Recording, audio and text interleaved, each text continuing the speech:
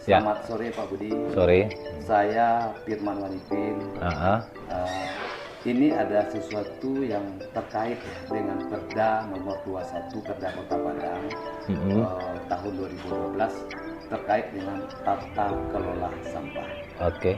Di mana Pak Budi di dalamnya itu adalah salah satunya apabila warga Kota Padang membuang sampah sembarangan bisa dihukum kurungan 3 bulan dan denda 5 juta. Nah, yang saya tanya ke Pak Budi sejauh ini selaku anggota DPRD Kota Padang, bagaimana perda ini bisa efektif berlakunya? Mungkin Pak Budi ada pandangan atau ada apa?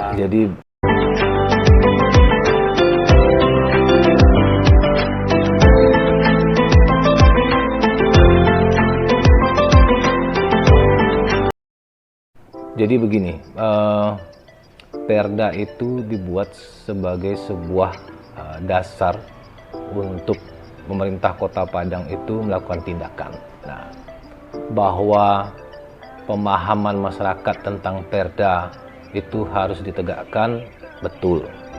Namun juga harus ditambah pemahaman masyarakat tersebut dengan kesadaran bahwa sebuah produk hukum dalam bentuk peraturan itu fungsinya sebenarnya membangun sebuah budaya.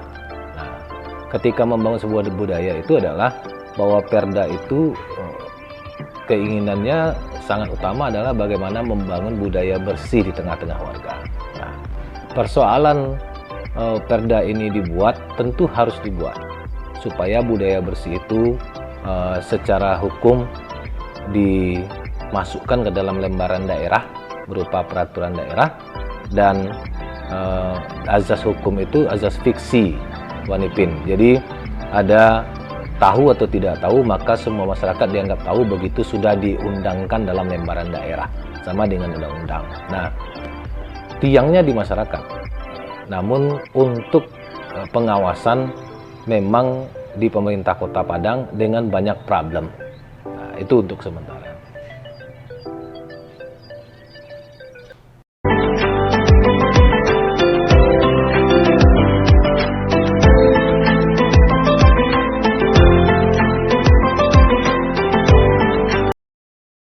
Pak Budi, kan kalau seandainya Perda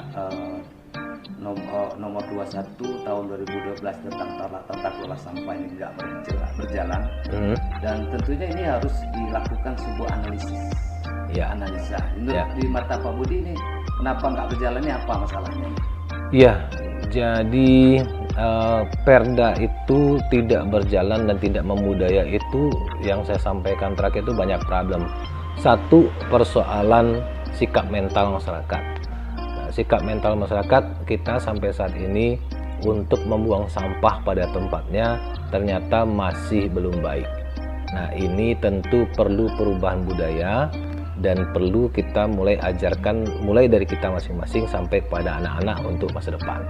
Nah, untuk membuang sampah pada tempatnya. Yang kedua, problemnya di SDM.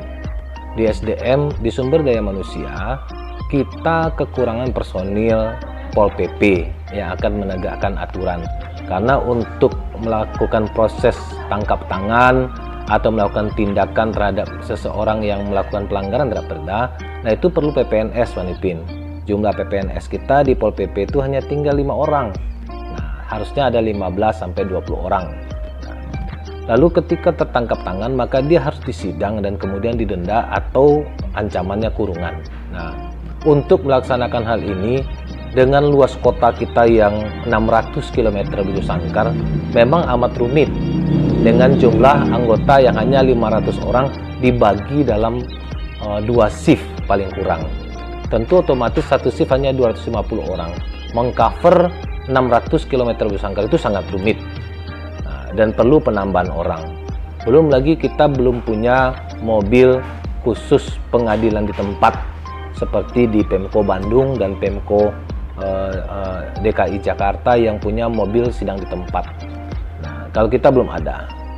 Lalu juga kita juga ada masalah dari TPS ke masyarakatnya, bahwa pengelolaan sampah itu dari masyarakat ke TPS, ke tempat penampungan sementara, itu sampai sekarang banyak yang amburadul dan tidak berjalan dengan baik. Apalagi pada wilayah-wilayah yang mungkin memang tidak perumahan dengan tingkat ekonomi masyarakatnya yang menengah ke bawah.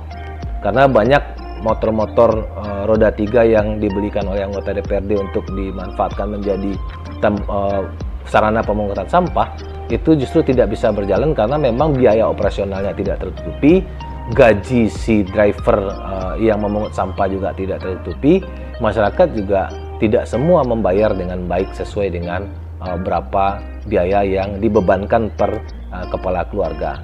Sementara kalau untuk dari TPS yang berupa kontainer-kontainer itu ke tempat pembuangan akhir di TPA itu sudah berjalan dengan baik. Hanya kekurangan TPS saja.